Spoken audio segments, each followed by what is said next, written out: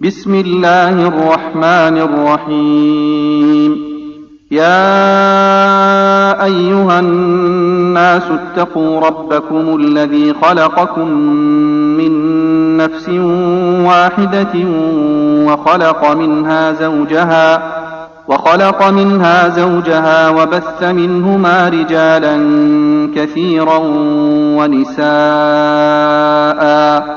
واتقوا الله الذي تساءلون به والأرحام، إن الله كان عليكم رقيبا. وآتوا اليتامى أموالهم ولا تتبدلوا الخبيث بالطيب، ولا تأكلوا أموالهم إلى أموالكم، إنه كان حوبا كبيرا. وإن خفتم ألا تقسطوا في اليتامى فانكحوا ما طاب لكم من النساء مثنى وثلاث ورباع، فإن خفتم ألا تعدلوا فواحدة أو ما ملكت أيمانكم، ذلك أدنى ألا تعولوا. وآتوا النساء صدقاتهن نحلة، فإن طبن لكم عن شيء منه نفسا فكلوه هنيئا مريئا. ولا تؤتوا السفهاء أموالكم التي جعل الله لكم قياما وارزقوهم فيها واكسوهم وقولوا لهم قولا معروفا. وابتلوا اليتامى حتى إذا بلغوا النكاح فإن آنستم منهم رشدا فادفعوا إليهم أموالهم ولا تأكلوها إسرافا وبدارا أن يكبروا. ومن كان غنيا فليستعفف، ومن كان فقيرا فليأكل بالمعروف. فإذا دفعتم إليهم أموالهم فأشهدوا عليهم، وكفى بالله حسيبا. للرجال نصيب مما ترك الوالدان والأقربون، وللنساء نصيب مما ترك الوالدان والأقربون مما قل منه أو كثر، نصيبا مفروضا. وإذا حضر القسمة أولو القربى واليتامى والمساكين فارزقوهم منه وقولوا لهم قولا معروفا. وليخشى الذين لو تركوا من خلفهم ذرية ضعافا خافوا عليهم فليتقوا الله وليقولوا قولا سديدا. إن الذين يأكلون أموال اليتامى ظلما إنما يأكلون في بطونهم نارا وسيصلون سعيرا. يوصيكم الله في أولادكم، للذكر مثل حظ الأنثيين، فإن كن نساء فوق 2 فلهن ثلثا ما ترك، وإن كانت واحدة فلها النصف، ولأبويه لكل واحد منهما السدس مما ترك إن كان له ولد، فإن لم يكن له ولد وورثه أبواه فلأمه الثلث، فإن كان له إخوة فلأمه السدس من بعد وصية يوصي بها أو دين. آباؤكم وأبناؤكم لا تدرون أيهم أقرب لكم نفعا فريضة من الله إن الله كان عليما حكيما ولكم نصف ما ترك أزواجكم إن لم يكن لهن ولد فإن كان لهن ولد فلكم الربع مما تركن من بعد وصية يوصين بها أو دين ولهن الربع مما تركتم إن لم يكن لكم ولد فإن كان لكم ولد فلهن الثمن مما تركتم من بعد وصية توصون بها أو دين وإن كان رجل يورث كلالة أو امرأة وله أخ أو أخت فلكل واحد منهما السدس فإن كانوا أكثر من ذلك فهم شركاء في الثلث من بعد وصية يوصى بها أو دين غير مضار وصية من الله والله عليم حليم تلك حدود الله ومن يطع الله ورسوله يدخله جنات تجري من تحتها الأنهار خالدين فيها وذلك الفوز العظيم ومن يعص الله ورسوله ويتعد حدوده يدخله نارا خالدا فيها وله عذاب مهين واللاتي يأتين الفاحشة من نسائكم فاستشهدوا عليهن 4 منكم فإن شهدوا فأمسكوهن في البيوت حتى يتوفاهن الموت أو يجعل الله لهن سبيلا واللذان يأتيانها منكم فآذوهما فإن تابا وأصلحا فأعرضوا عنهما إن الله كان توابا رحيما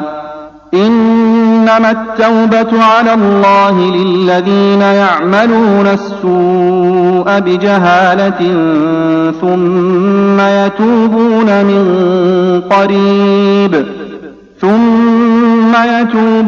من قريب فأولئك يتوب الله عليهم وكان الله عليما حكيما وليست التوبة للذين يعملون السيئات حتى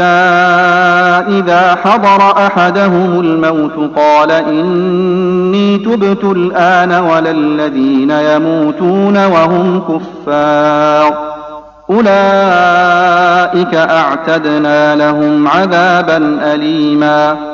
يا أيها الذين آمنوا لا يحل لكم أن ترثوا النساء كرها ولا تعضلوهن لتذهبوا ببعض ما آتيتموهن إلا أن يأتين بفاحشة مبينة وعاشروهن بالمعروف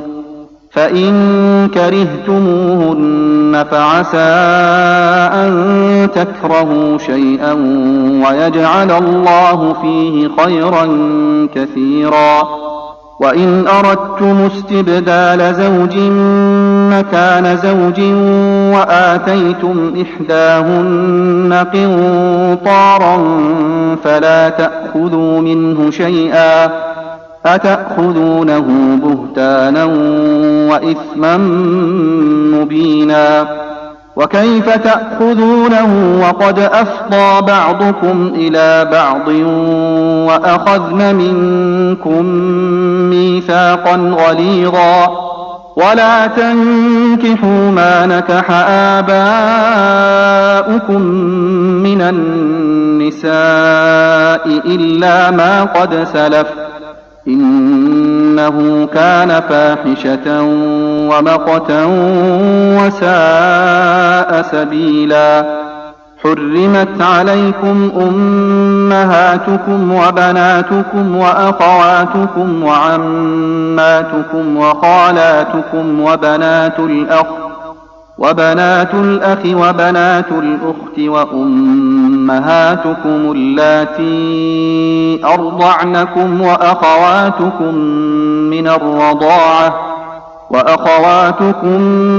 من الرضاعة وأمهات نسائكم وربائبكم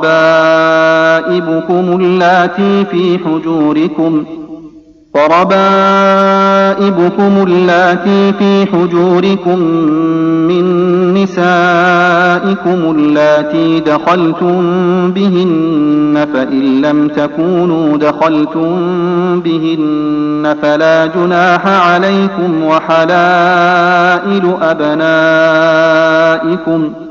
وحلائل أبنائكم الذين من أصلابكم وأن تجمعوا بين الأختين إلا ما قد سلف إن الله كان غفورا رحيما والمحصنات من النساء إلا ما ملكت أيمانكم كتاب الله عليكم وأحل لكم ما وراء ذلكم أن تبتغوا بأموالكم محصنين غير مسافحين فما استمتعتم به منهن فآتوهن أجورهن فريضة ولا جناح عليكم فيما تراضيتم به من بعد الفريضة إن الله كان عليما حكيما ومن لم يستطع منكم طولا أن ينكح المحصنات المؤمنات فمما ملكت أيمانكم من فتياتكم المؤمنات والله أعلم بإيمانكم بعضكم من بعض فانكحوهن بإذن أهلهن وآتوهن أجورهن بالمعروف محصنات غير مسافحات ولا متخذات أخدان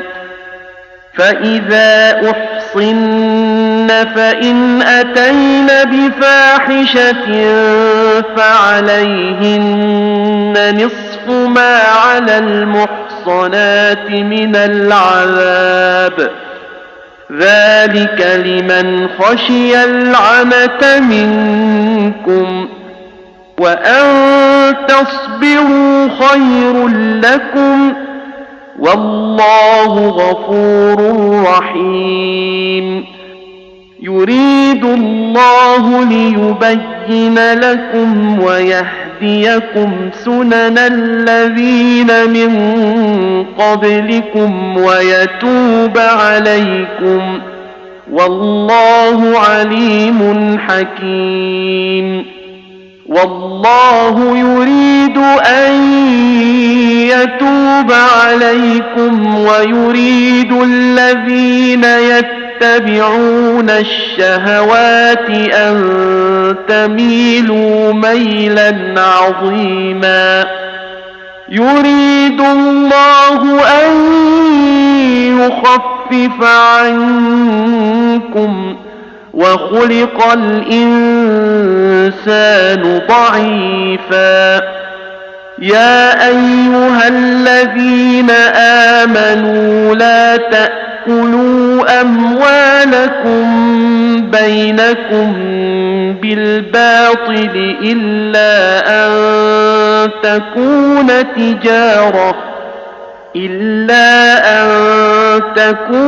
تجارة عن تراض منكم ولا تقتلوا أنفسكم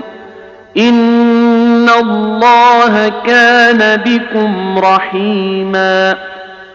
ومن يفعل ذلك عدوانا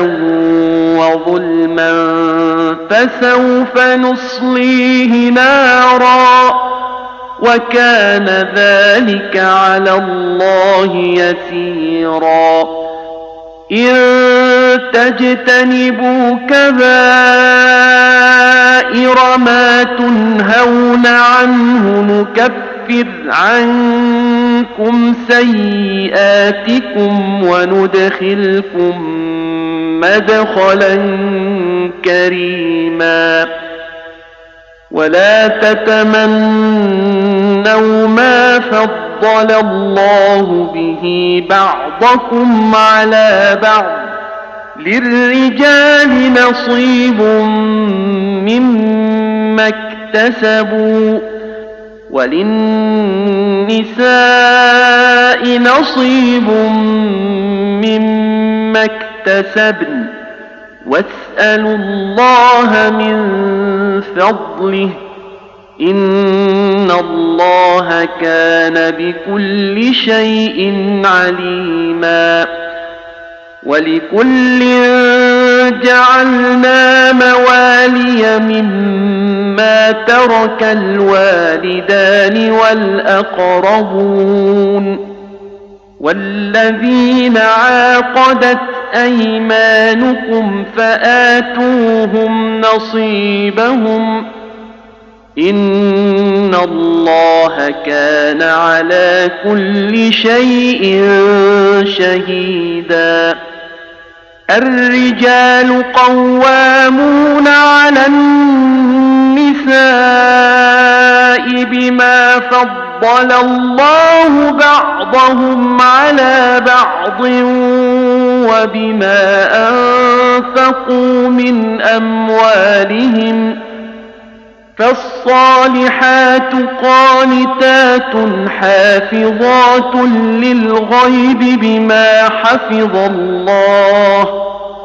واللاتي تخافون نشوزهن فعظوهن واهجروهن في المضاجع واضربوهن فإن أطعنكم فلا تبغوا عليهن سبيلا إن الله كان عليا كبيرا وإن خفتم شقاق بينهما فابعثوا حكما من أهله وحكما من أهلها إن يريدا إصلاحا يوفق الله بينهما إن الله كان عليما خبيرا واعبدوا الله ولا تشركوا به شيئا وبالوالدين إحسانا وبذي القربى واليتامى والمساكين والجار ذي القربى والجار الجنب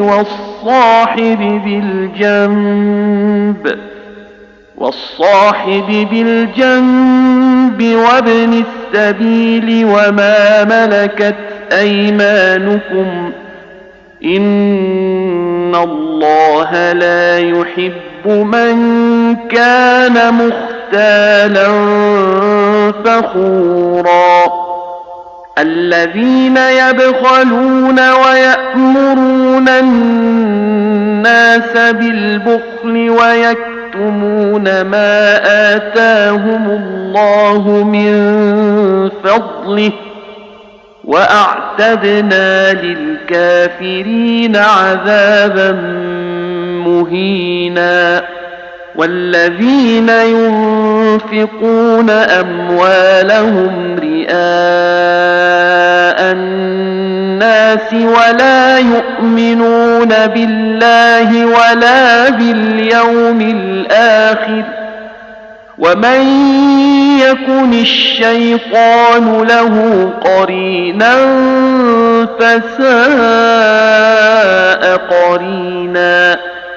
وماذا عليهم لو آمنوا بالله واليوم الآخر وأنفقوا مما رزقهم الله وكان الله بهم عليما إن الله لا يظلم مثقال ذرة وإن تك حسنة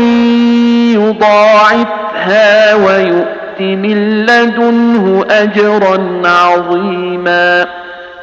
فكيف إذا جئنا من كل أمة بشهيد وجئنا بك على هؤلاء شهيدا يومئذ يود الذين كفروا وعصوا الرسول لو تسوى بهم الأرض ولا يكتمون الله حديثا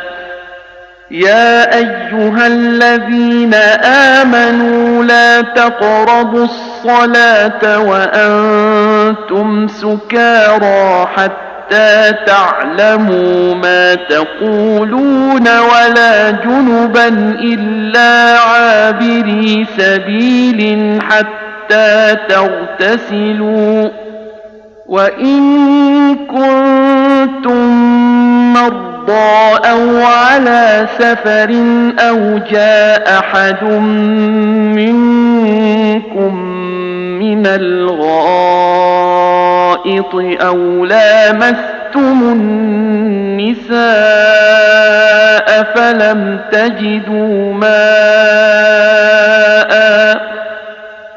فلم تجدوا ماء فتيمموا صعيدا طيبا فامسحوا بوجوهكم وأيديكم إن الله كان عفوا غفورا ألم تر إلى الذين أوتوا نصيبا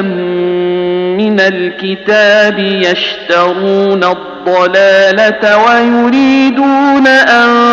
تضلوا السبيل والله أعلم بأعدائكم وكفى بالله وليا وكفى بالله نصيرا من الذين هادوا يحرفون الكلم عن مواضعه ويقولون سمعنا وعصينا واسمع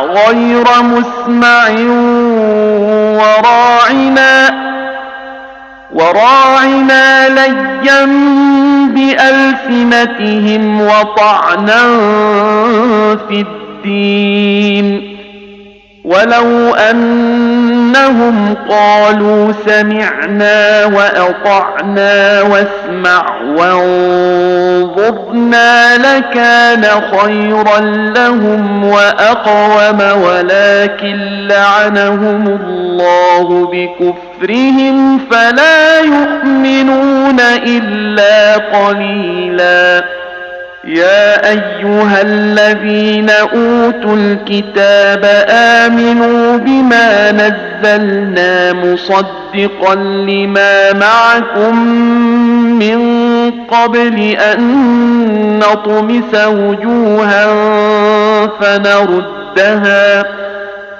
فنردها على أدبارها أو نلعنهم كما لعنا أصحاب السبت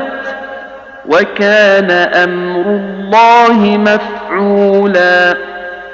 إن الله لا يغفر أن يشرك به ويغفر ما دون ذلك لمن يشاء ومن يشرك بالله فقد افترى إثما عظيما ألم تر إلى الذين يزكون أنفسهم بل الله يزكي من يشاء ولا يظلمون فتيلا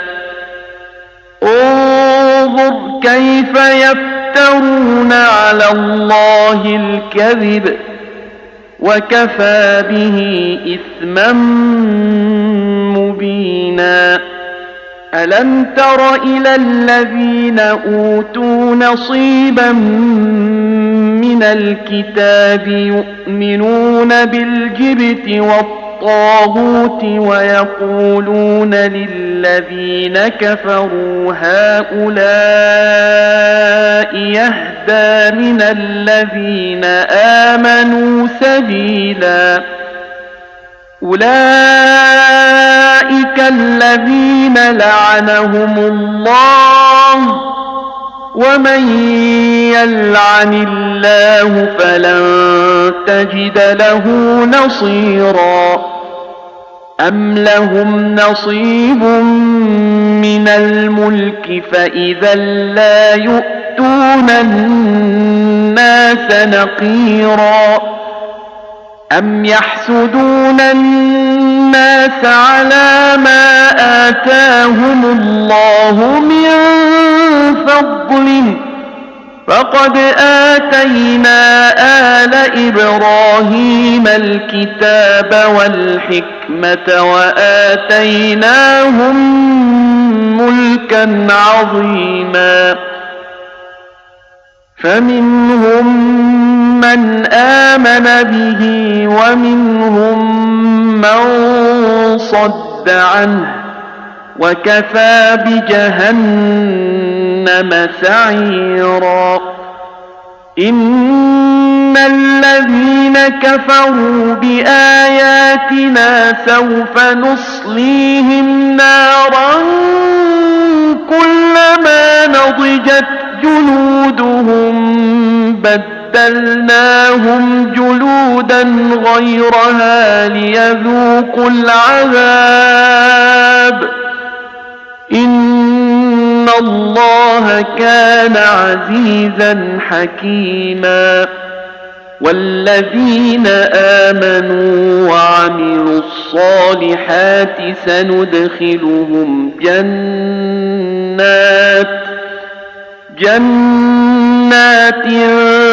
تجري من تحتها الأنهار خالدين فيها أبدا لهم فيها أزواج مطهرة وندخلهم ظلا ظليلا إن الله يأمركم أن تؤدوا الأمانات إلى أهلها وإذا حكمتم بين الناس أن تحكموا بالعدل وتقسطوا بين الناس وإن الله يعظكم أن تقوموا الليل والنهار ويزيد من فضله ويرزقكم من حيث لا تحتسبون إن الله تؤدوا الأمانات إلى أهلها وإذا حكمتم بين الناس أن تحكموا بالعدل إن الله نعما يعظكم به إن الله كان سميعا بصيرا يا أيها الذين آمنوا أطيعوا الله وأطيعوا الرسول وأولي الأمر منكم فإن تنازعتم في شيء فردوه إلى الله والرسول إن كنتم تؤمنون بالله واليوم الآخر ذلك خير وأحسن تأويلا ألم تر إلى الذين يزعمون أنهم آمنوا بما أنزل إليك وما أنزل من قبلك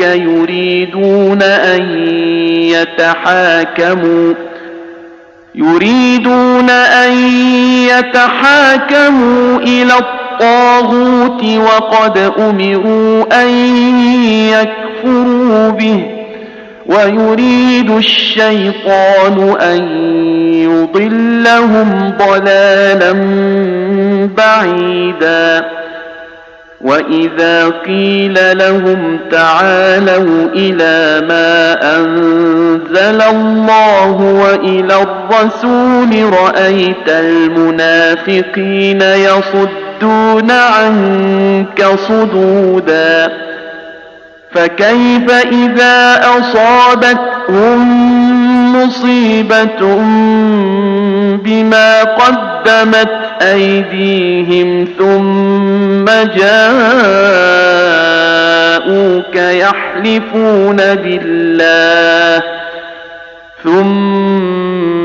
جاءوك يحلفون بالله إن أردنا إلا إحسانا وتوفيقا أولئك الذين يعلم الله ما في قلوبهم فأعرض عنهم وعظهم وقل لهم في أنفسهم قولا بليغا وما أرسلنا من رسول إلا ليطاع بإذن الله ولو أنهم إذ ظلموا أنفسهم جاءوك فاستغفروا الله واستغفر لهم الرسول لوجدوا الله توابا رحيما فلا وربك لا يؤمنون حتى يحكموك فيما شجر بينهم ثم لا يجدوا في أنفسهم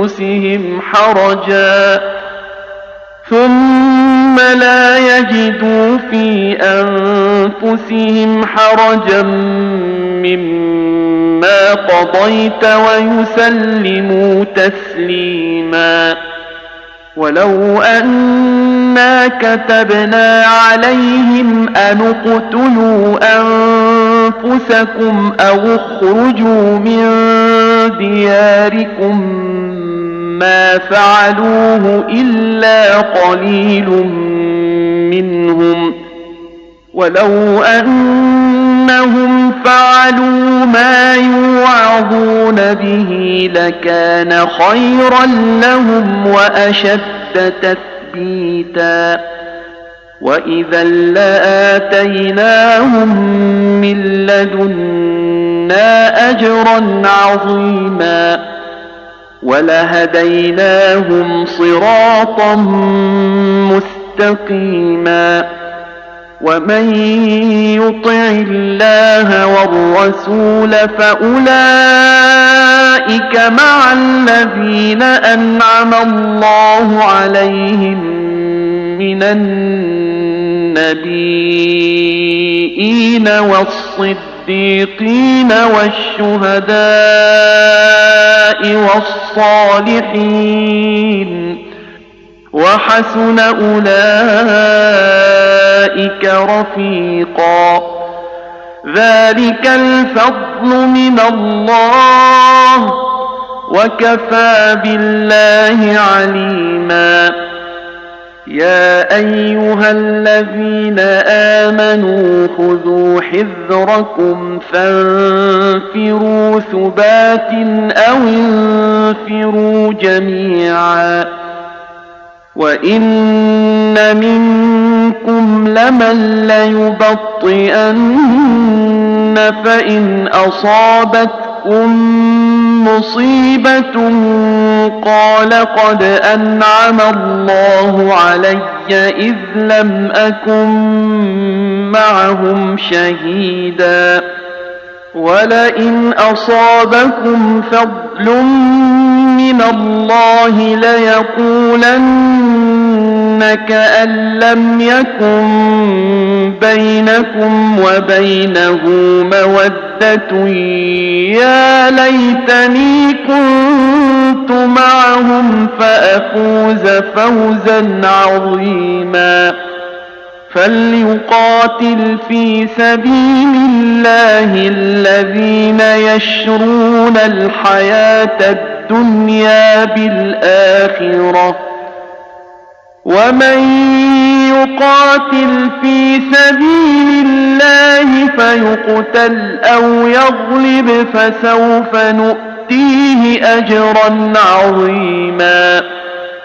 وما لكم لا تقاتلون في سبيل الله والمستضعفين من الرجال والنساء والولدان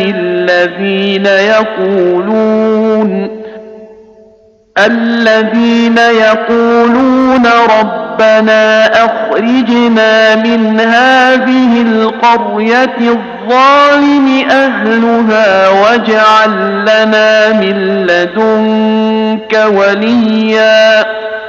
واجعل لنا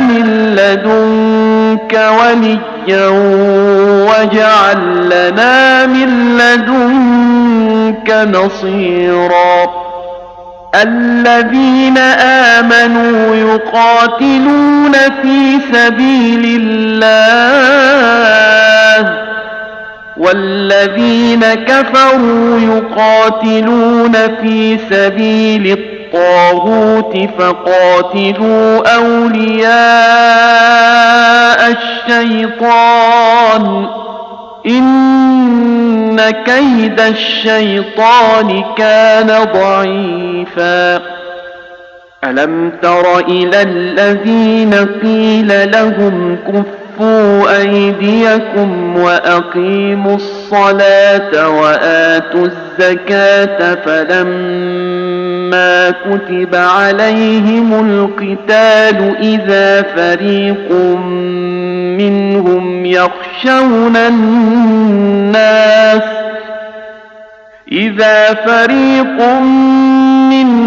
يخشون الناس كخشية الله أو أشد خشية وقالوا ربنا لم كتبت علينا القتال لولا أخرتنا إلى أجل قريب قل متاع الدنيا قليل والآخرة خير لمن اتقى ولا تظلمون فتيلا أينما تكونوا يدرككم الموت ولو كنتم في بروج مشيدة وإن تصبهم حسنة يقولوا هذه من عند الله، وإن تصبهم سيئة يقولوا هذه من عندك، قل كل من عند الله، فما لهؤلاء القوم لا يكادون يفقهون حديثا. ما أصابك من حسنة فمن الله، وما أصابك من سيئة فمن نفسك، وأرسلناك للناس رسولا وكفى بالله شهيدا. من يطع الرسول فقد أطاع الله، ومن تولى فما أرسلناك عليهم حفيظا. ويقولون طاعة فإذا برزوا من عندك بيت طائفة منهم غير الذي تقول، والله يكتب ما يبيتون، فأعرض عنهم وتوكل على الله، وكفى بالله وكيلا. أفلا يتدبرون القرآن ولو كان من عند غير الله لوجدوا فيه اختلافا كثيرا. وإذا جاءهم أمر من الأمن أو الخوف أذاعوا به، ولو ردوه إلى الرسول وإلى أولي الأمر منهم لعلمه الذين يستنبطونه منهم، ولولا فضل الله عليكم ورحمته لاتبعتم الشيطان إلا قليلا. فقاتل في سبيل الله لا تكلف إلا نفسك، وحرض المؤمنين، عسى الله أن يكف بأس الذين كفروا، والله أشد بأسا وأشد تنكيلا. من يشفع شفاعة حسنة يكن له نصيب منها، ومن يشفع شفاعة سيئة يكن له كفل منها، وكان الله على كل شيء مقيتا. وإذا حييتم بتحية فحيوا بأحسن منها أو ردوها، إن الله كان على كل شيء حسيبا.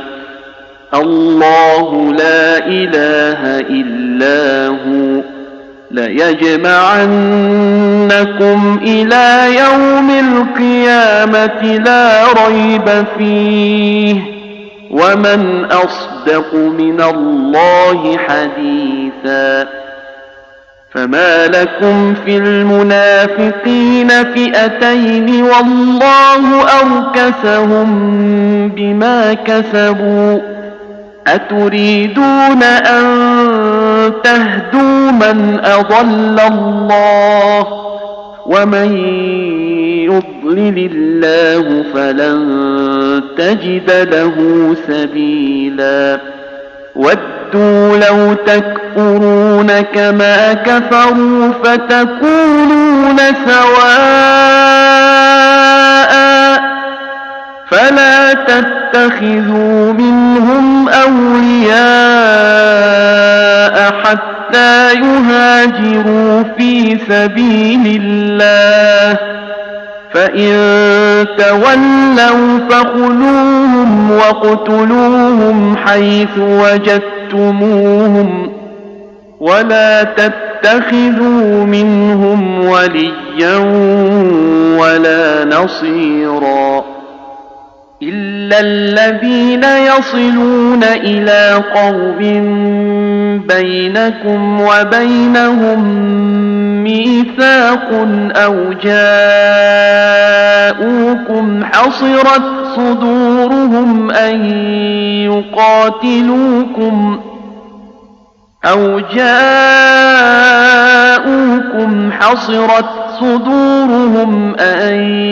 يقاتلوكم أو يقاتلوا قومهم ولو شاء الله لسلطهم عليكم فلقاتلوكم فإن اعتزلوكم فلم يقاتلوكم وألقوا إليكم السلم فما جعل الله لكم عليهم سبيلا ستجدون آخرين يريدون أن يأمنوكم ويأمنوا قومهم كلما ردوا إلى الفتنة أركسوا فيها فإن لم يعتزلوكم ويلقوا إليكم السلم ويكفوا أيديهم فخذوهم واقتلوهم حيث ثقفتموهم وأولئكم جعلنا لكم عليهم سلطانا مبينا وما كان لمؤمن أن يقتل مؤمنا إلا خطأ ومن قتل مؤمنا خطأ فتحرير رقبة مؤمنة ودية مسلمة إلى أهله إلا أن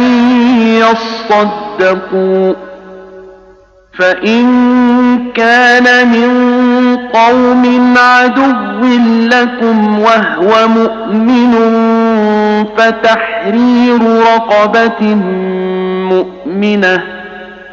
وإن كان من قوم بينكم وبينهم ميثاق فدية مسلمة إلى أهله وتحرير رقبة مؤمنة فمن لم يجد فصيام شهرين متتابعين توبة من الله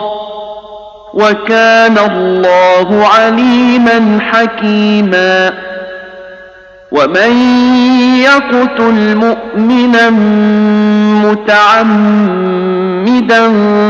فجزاؤه جهنم خالدا فيها وغضب الله عليه ولعنه وأعد له عذابا عظيما يا أيها الذين آمنوا إذا ضربتم في سبيل الله فتبينوا ولا تقولوا لمن ألقى إليكم السلم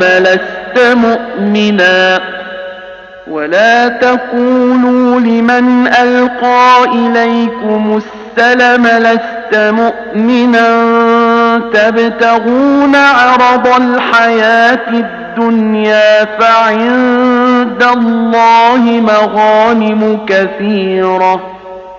كذلك كنتم من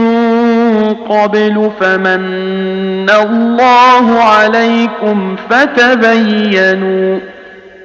إن الله كان بما تعملون خبيرا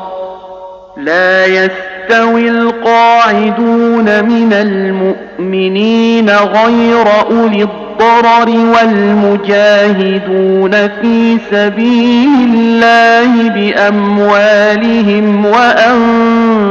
وأنفسهم فضل الله المجاهدين بأموالهم وأنفسهم على القاعدين درجة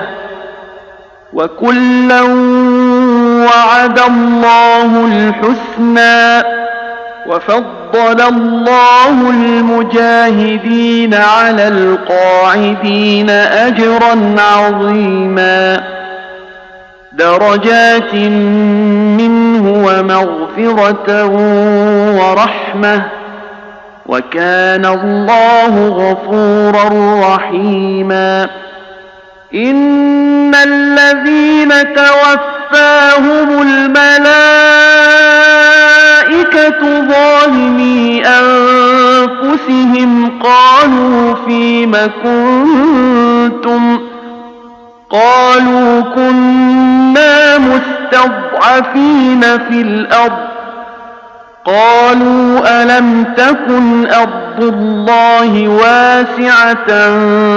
فتهاجروا فيها فأولئك مأواهم جهنم وساءت مصيرا إلا المستضعفين من الرجال والنساء والولدان لا يستطيعون حيلة ولا يهتدون سبيلا فأولئك عسى الله أن يعفو عنهم وكان الله عفوا غفورا ومن يهاجر في سبيل الله يجد في الأرض مراغما كثيرا وسعة ومن يخرج من بيته مهاجرا إلى الله ورسوله ثم يدركه الموت فقد وقع أجره على الله وكان الله غفورا رحيما وإذا ضربتم في الأرض فليس عليكم جناح أن تقصروا من الصلاة إن خفتم أن يفتنكم الذين كفروا إن الكافرين كانوا لكم عدوا مبينا وإذا كنت فيهم فأقمت لهم الصلاة فلتقم طائفة منهم معك وليأخذوا أسلحتهم فإذا سجدوا فليكونوا من ورائكم ولتأت طائفة أخرى لم يصلوا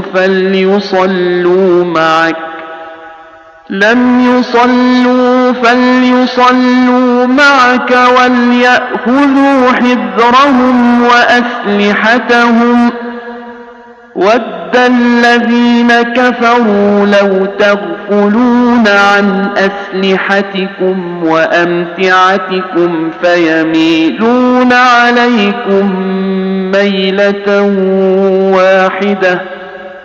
ولا جناح عليكم إن كان بكم أذى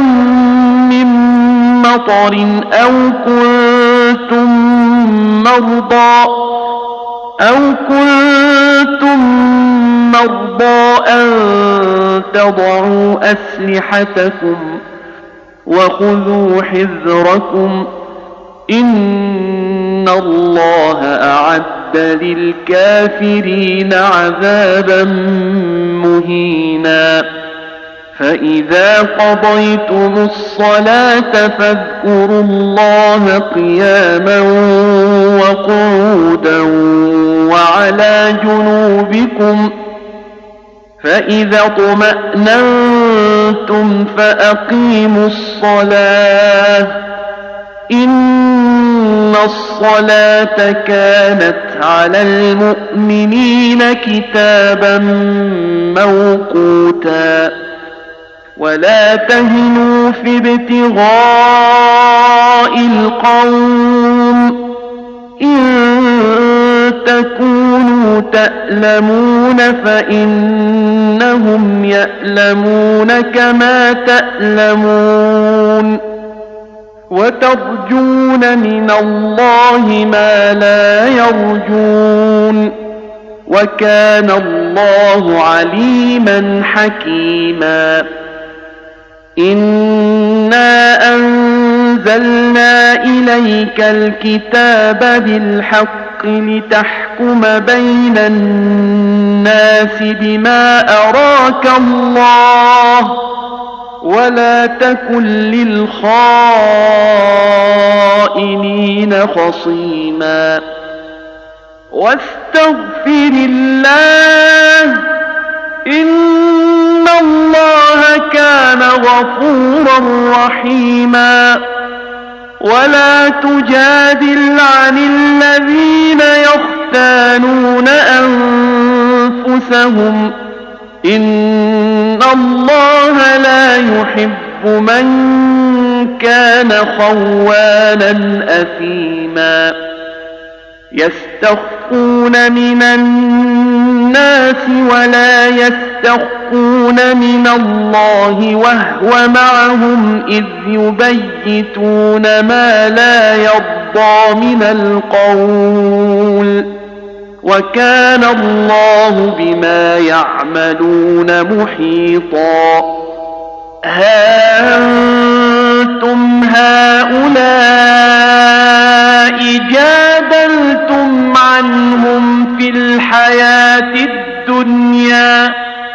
جادلتم عنهم في الحياة الدنيا فمن يجادل الله عنهم يوم القيامة أم من يكون عليهم وكيلا ومن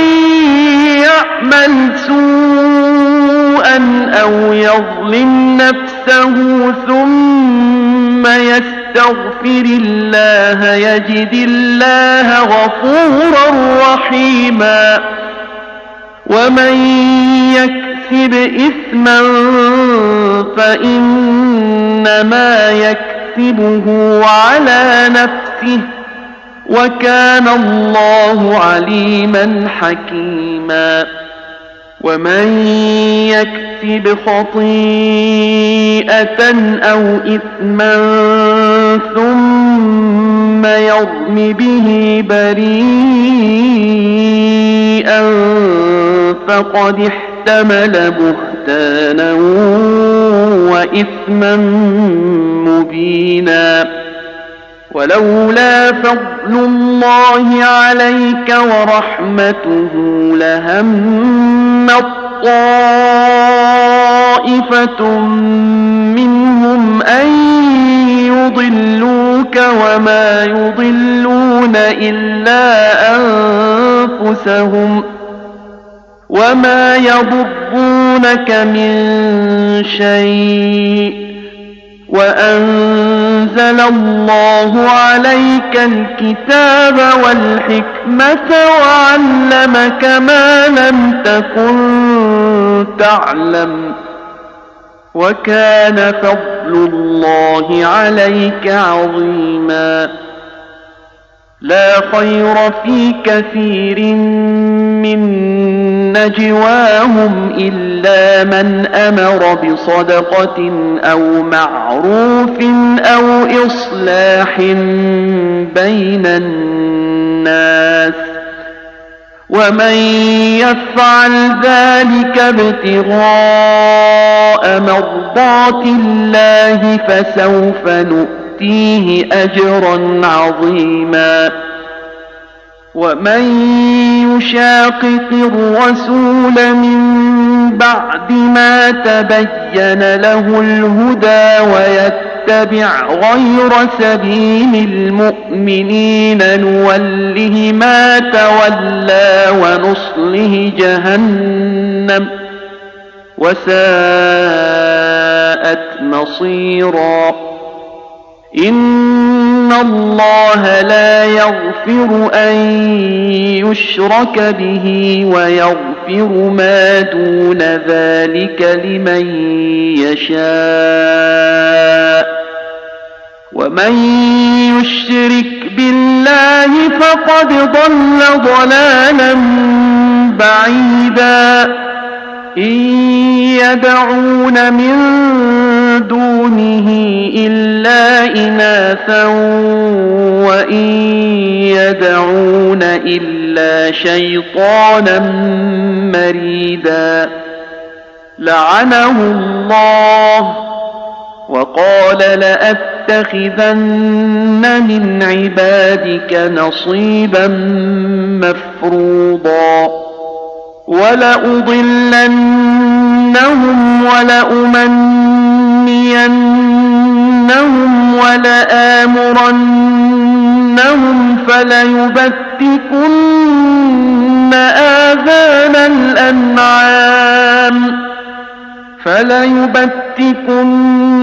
آذان الأنعام ولآمرنهم فليغيرن خلق الله ومن يتخذ الشيطان وليا من دون الله فقد خسر خسرانا مبينا يعدهم ويمنيهم وما يعدهم الشيطان إلا غرورا أولئك مأواهم جهنم ولا يجدون عنها محيصا والذين آمنوا وعملوا الصالحات سندخلهم جنات تجري من تحتها الأنهار خالدين فيها أبدا وعد الله حقا ومن أصدق من الله قيلا ليس بأمانيكم ولا أماني أهل الكتاب من يعمل سوءا يجز به ولا يجد له من دون الله وليا ولا نصيرا ومن يعمل من الصالحات من ذكر أو أنثى وهو مؤمن فأولئك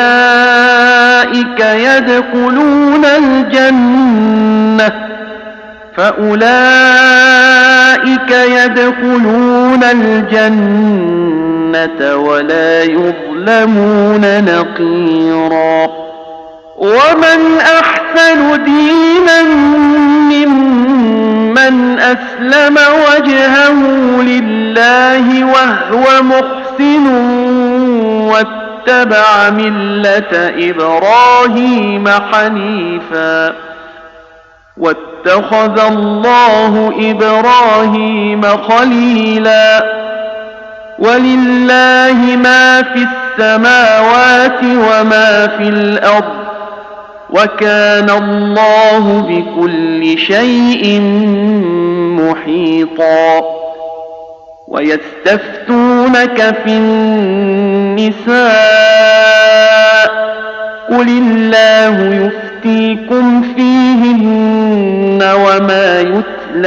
عليكم في الكتاب في يتامى النساء اللاتي لا تؤتونهن ما كتب لهن وترغبون أن تنكحوهن والمستضعفين من الولدان وأن تقوموا لليتامى بالقسط وما تفعلوا من خير فإن الله كان به عليما وإن امرأة خافت من بعلها نشوزا أو إعراضا فلا جناح عليهما أن يصالحا بينهما صلحا والصلح خير وأحضرت الأنفس الشح وإن تحسنوا وتتقوا فإن الله كان بما تعملون خبيرا ولن تستطيعوا أن تعدلوا بين النساء ولو حرصتم فلا تميلوا كل الميل فتذروها كالمعلقة وإن تصلحوا وتتقوا فإن الله كان غفورا رحيما وإن يتفرقا يغن الله كلا من سعته وكان الله واسعا حكيما ولله ما في السماوات وما في الأرض ولقد وصينا الذين أوتوا الكتاب من قبلكم وإياكم أن اتقوا الله وإن تكفروا فإن لله ما في السماوات وما في الأرض وكان الله غنيا حميدا ولله ما في السماوات وما في الأرض وكفى بالله وكيلا إن يشأ يذهبكم أيها الناس ويأت بآخرين وكان الله على ذلك قديرا من كان يريد ثواب الدنيا فعند الله ثواب الدنيا والآخرة وكان الله سميعا بصيرا يا أيها الذين آمنوا كونوا قوامين بالقسط شهداء لله ولو على أنفسكم أو الوالدين والأقربين إن يكن غنيا أو فقيرا فالله أولى بهما فلا تتبعوا الهوى أن تعدلوا وإن تلووا أو تعرضوا فإن الله كان بما تعملون خبيرا يا أيها الذين آمنوا بالله ورسوله والكتاب الذي نزل على رسوله والكتاب الذي أنزل من قبل ومن يكفر بالله وملائكته وكتبه ورسله واليوم الآخر فقد ضل ضلالا بعيدا إن الذين آمنوا ثم كفروا ثم آمنوا ثم كفروا ثم ازدادوا كفرا لم يكن الله ليغفر لهم ولا ليهديهم سبيلا بشر المنافقين بأن لهم عذابا أليما الذين يتخذون الكافرين أولياء من دون المؤمنين أيبتغون عندهم العزة فإن العزة لله جميعا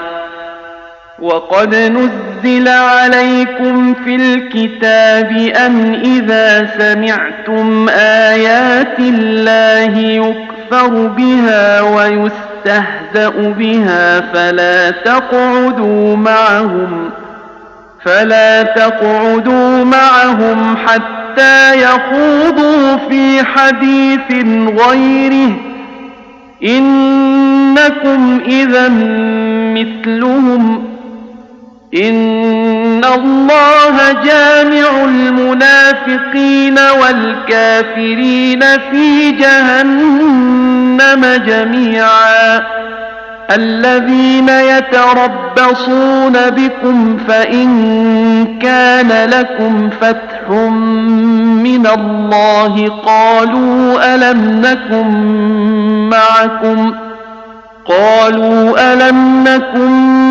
معكم وإن كان للكافرين نصيب قالوا ألم نستحوذ عليكم ونمنعكم من المؤمنين فالله يحكم بينكم يوم القيامة ولن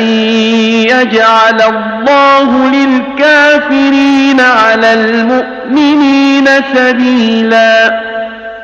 إن المنافقين يخادعون الله وهو خادعهم وإذا قاموا إلى الصلاة قاموا كسالى يراءون الناس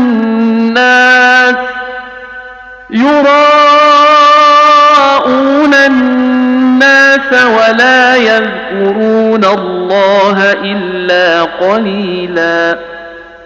مذبذبين بين ذلك لا إله هؤلاء ولا إله هؤلاء ومن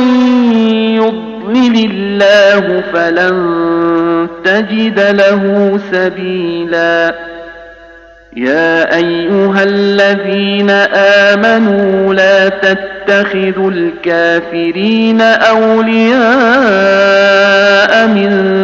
دون المؤمنين أتريدون أن تجعلوا لله عليكم سلطانا مبينا إن المنافقين في الدرك الأسفل من النار ولن تجد لهم نصيرا إلا الذين تابوا وأصلحوا واعتصموا بالله وأخلصوا دينهم لله فأولئك مع المؤمنين وسوف يؤتي الله المؤمنين أجرا عظيما ما يفعل الله بعذابكم إن شكرتم وآمنتم وكان الله شاكرا عليما لا يحب الله الجهر بالسوء من القول إلا من ظلم وكان الله سميعا عليما إن تبدوا خيرا أو تخفوه أو تعفوا عن سوء فإن الله كان عفوا قديرا إن الذين يكفرون بالله ورسله ويريدون أن يفرقوا بين الله ورسله ويقولون نؤمن ببعض ونكفر ببعض ويريدون أن يتخذوا بين ذلك سبيلا أولئك هم الكافرون حقا وأعتدنا للكافرين عذابا مهينا والذين آمنوا بالله ورسله ولم يفرقوا بين أحد منهم أولئك سوف نؤتيهم أجورهم وكان الله غفورا رحيما يسألك أهل الكتاب أن تنزل عليهم كتابا من السماء فقد سألوا موسى أكبر من ذلك فقالوا أرنا الله جهرة فأخذتهم الصاعقة بظلمهم ثم اتخذوا العجل من بعد ما جاءتهم البينات فعفونا عن ذلك وآتينا موسى سلطانا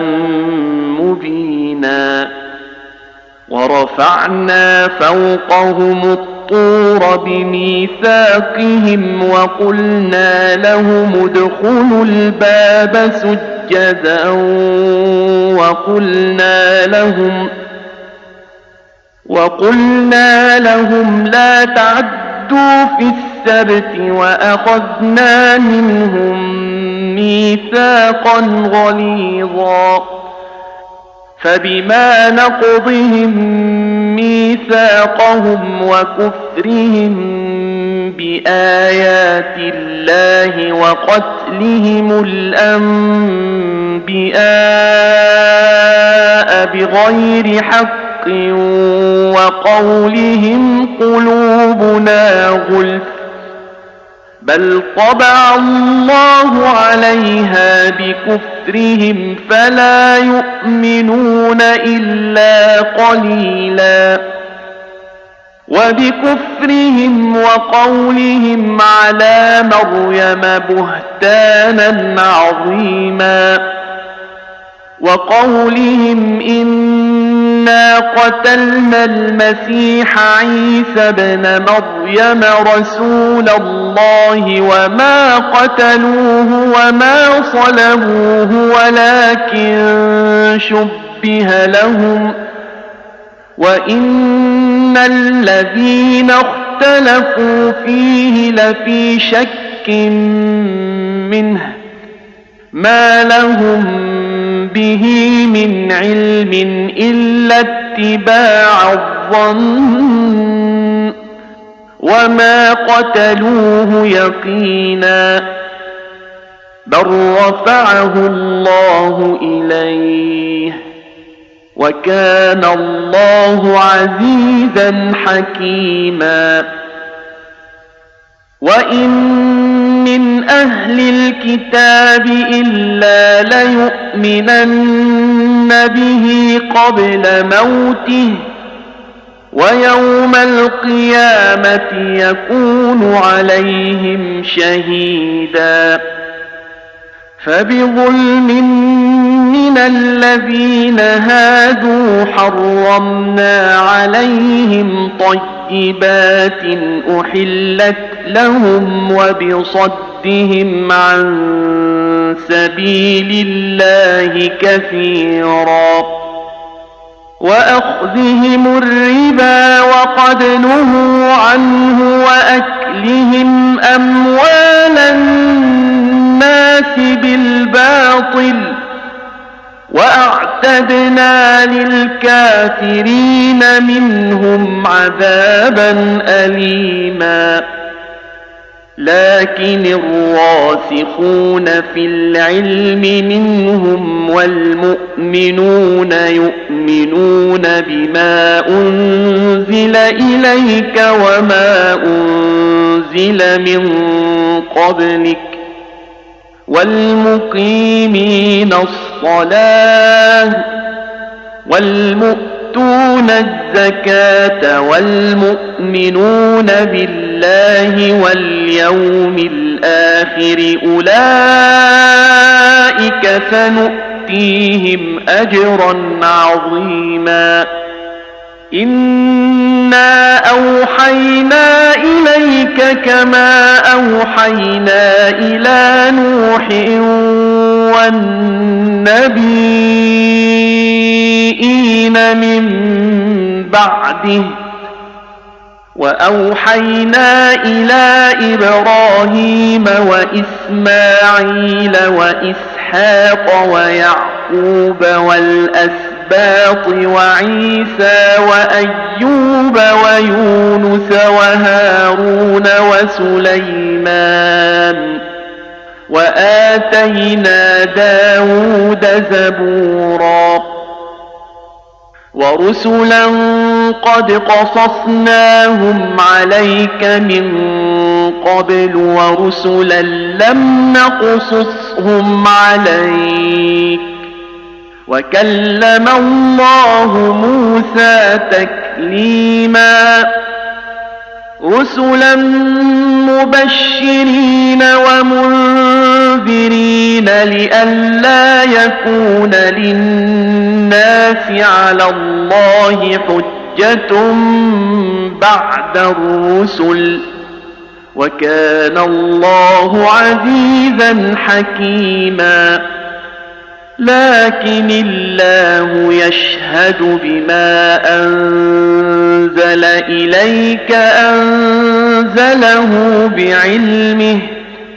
والملائكة يشهدون وكفى بالله شهيدا إن الذين كفروا وصدوا عن سبيل الله قد ضلوا ضلالا بعيدا إن الذين كفروا وظلموا لم يكن الله ليغفر لهم ولا ليهديهم طريقا إلا طريق جهنم خالدين فيها أبدا وكان ذلك على الله يسيرا يا أيها الناس قد جاءكم الرسول بالحق من ربكم فآمنوا خيرا لكم وإن تكفروا فإن لله ما في السماوات والأرض وكان الله عليما حكيما